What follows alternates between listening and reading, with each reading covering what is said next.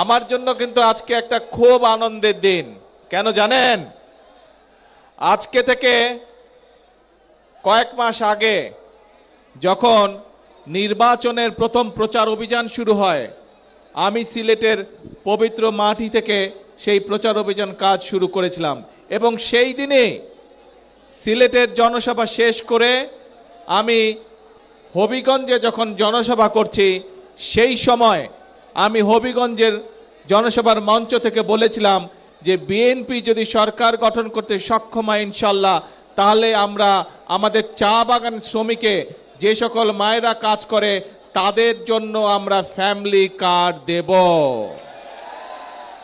আজকে আল্লাহর কাছে আমি হাজারো শুকরিয়া জানাই, লক্ষ শুকরিয়া জানাই যে আল্লাহ আমাকে সেই তৌফিক দিয়েছেন আজকে, যে আমি আমার কথা আজকে রাখতে পেরেছি।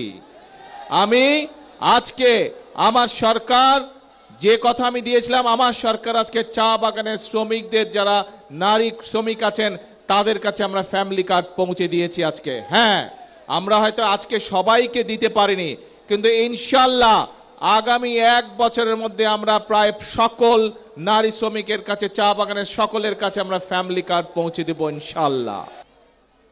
বিগত 17 তারিখের ফেব্রুয়ারির 12 তারিখের নির্বাচনে এই বাংলাদেশের মানুষ বাংলাদেশ জাতীয়তাবাদী দলকে নির্বাচিত করেছিল।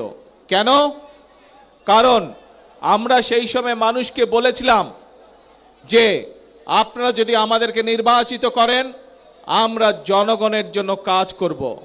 প্রথম একটি কাজের কথা বলেছিলাম, সেটি হচ্ছে যে আমরা বিশ্বাস করি এই আমাদের প্রিয় মাতৃভূমি বাংলাদেশকে যদি সামনের দিকে এগিয়ে নিয়ে যেতে হয়, তাহলে সকলকে একসাথে আমাদের সহযোগিতা করতে হবে, সকলকে একসাথে কাজ করতে হবে। এবং সেজন্যই আমরা মনে করি যে পুরুষদের পাশাপাশি আমরা যদি নারীদেরকে সাহায্য করতে না পারি স্বাবলম্বী হওয়ার জন্য, তাহলে দেশকে এগিয়ে নিয়ে যাওয়া সম্ভব নয়।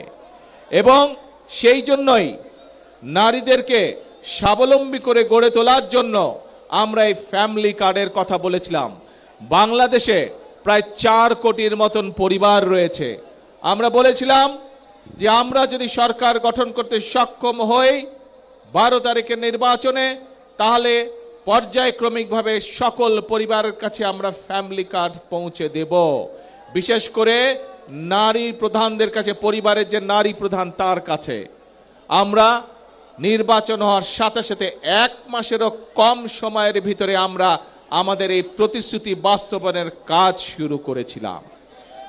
প্রিয় ভাই বোনেরা, আমাদের লক্ষ্য পরিষ্কার, বাংলাদেশের ভাগ্যের পরিবর্তন করা, বাংলাদেশের মানুষের ভাগ্যের পরিবর্তন।